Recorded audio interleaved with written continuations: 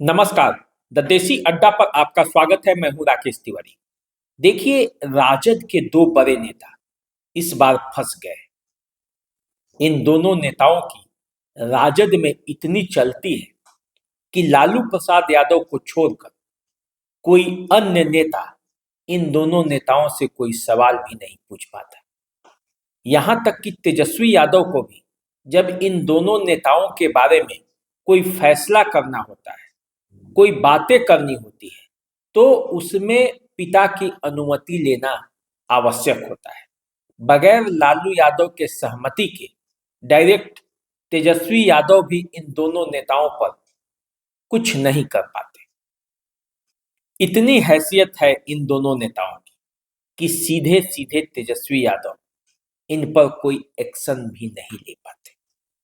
देखिए, लेकिन इस उपचुनाव ने इन दोनों नेताओं को फंसा दिया है और इन दोनों नेताओं का जो साख है, जो पार्टी में है और जो इस राज्य में है, वो दोनों दांव पर है।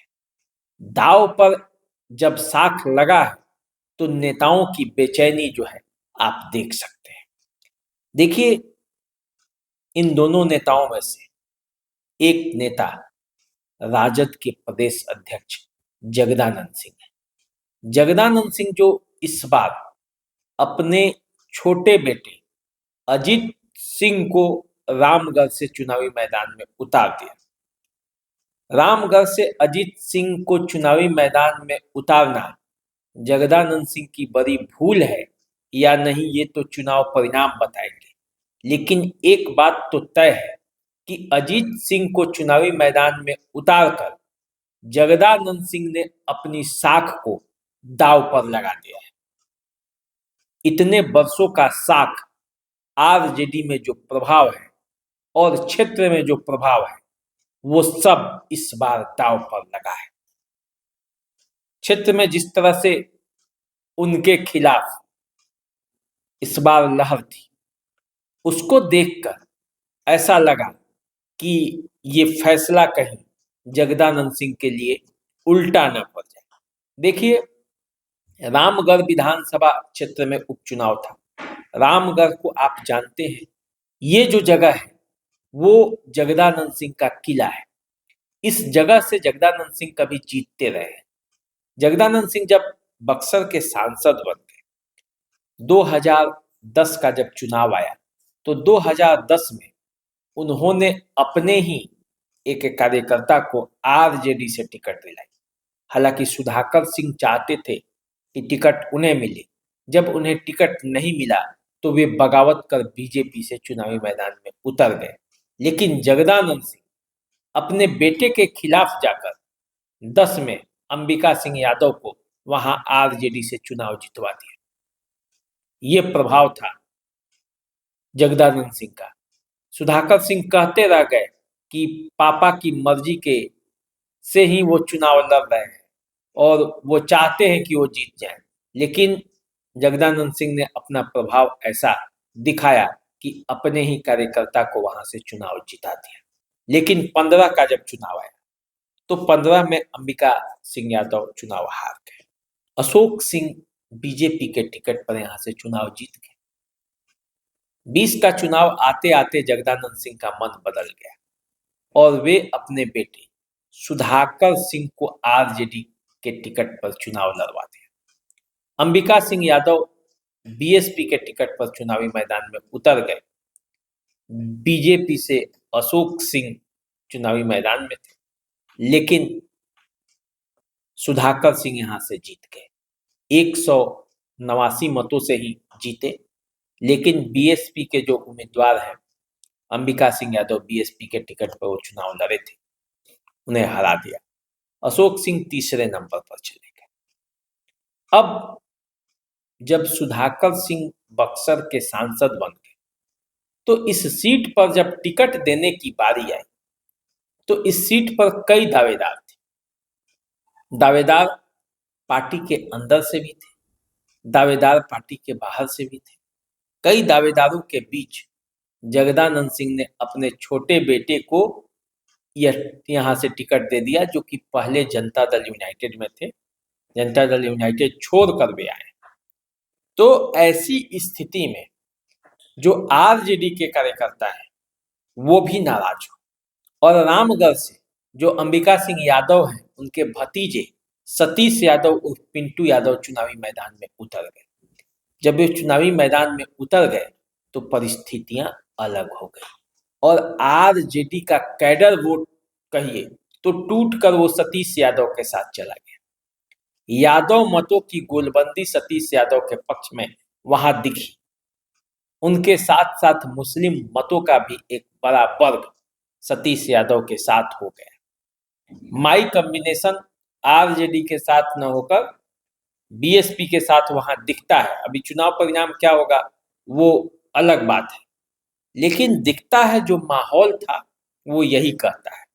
तो ऐसी स्थिति में जगदानंद सिंह के लिए रामगढ़ का सीट जो है वो गले की हड्डी बन गई है, साख का सवाल बन गया है। बाप और बेटा दोनों लगे थे, सुधाकर सिंह और जगदानंद सिंह, लेकिन इन दोनों के प्रयासों के बावजूद यदि रामगढ़ का किला नहीं बचता है तो जगदानंद सिंह के साख पर सवाल तो उठेगा ही। साख पर सवाल इसलिए भी उठेगा क्योंकि वे उस सीट को अपने बल पर अपने बेटे अजीत सिंह को दिए थे। उनका दावा था कि उस सीट को जीतकर वो आरजेडी के झोली में डालेंगे, और यदि वो सीट आरजेडी नहीं जीतती है तो 2025 का जो चुनाव है उस पर उसकी जो तैयारी है, आरजेडी का जो साख है उस पर कितना भारी बट्टा लगेगा ये आप समझ सकते हैं।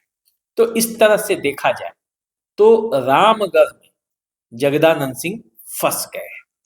आरजेडी के ये नेता वहां चाह कर भी कुछ नहीं कर पाए हैं, तो इसका मतलब ये है कि वहां साख पर जो है वो सवाल खड़े होंगे।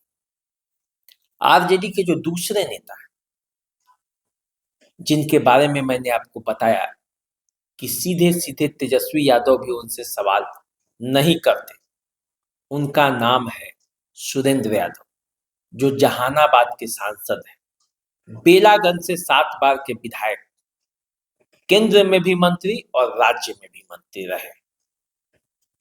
सुरेंद्र यादव वो नेता है जो लालू प्रसाद यादव के एक इशारे पर महिला आरक्षण बिल की प्रति छीन कर भी फाड़ दिया था।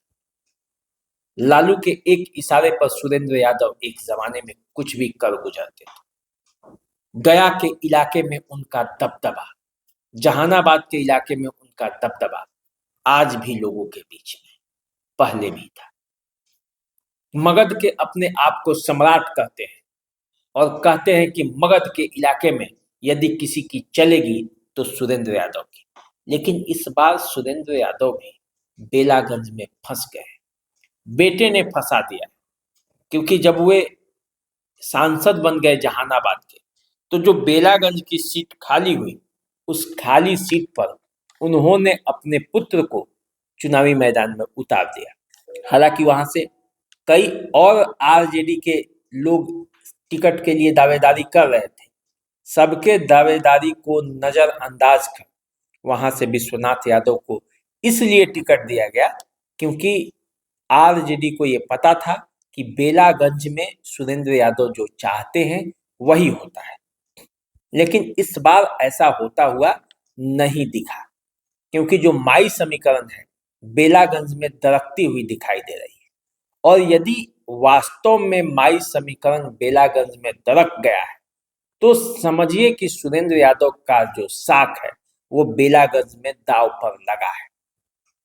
आरजेडी के लिए जो वे कहते थे कि बेलागंज में चाहे जो हो वही जो चाहेंगे वही होगा, लेकिन इस बार जो त्रिकोणीय लड़ाई है विश्वनाथ यादव, मनोरमा देवी और जनसुराज के अमजद मुखिया के बीच, तो बड़ा दिलचस्प है।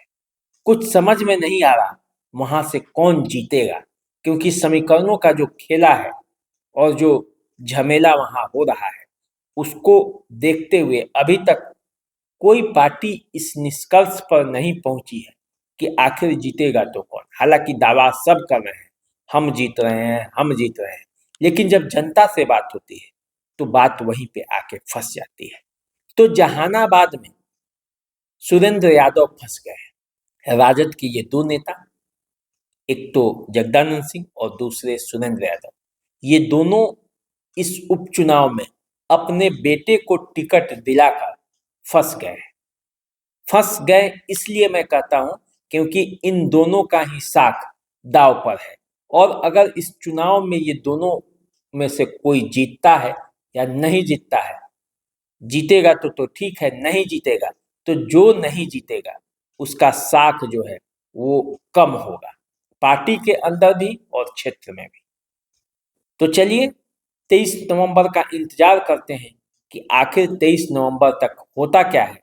23 नवंबर को जब रिजल्ट आएगा तो ये पता चलेगा कि राजद के इन दोनों नेताओं में से किसका साख बचा, किसका साख डूब गया या दोनों का बच गया। क्या होगा इसके लिए आपको 23 नवंबर तक का इंतजार करना पड़ेगा। तो चलिए आप हमारे साथ बने रहिए, द देसी अड्डा को देखते रहिए, चैनल को सब्सक्राइब कीजिए, फेसबुक इंस्टाग्राम पर हमें फॉलो कीजिए। हम आपको इसी तरह की खबरें सुनाते रहेंगे, बताते रहेंगे, दिखाते रहेंगे। नमस्कार।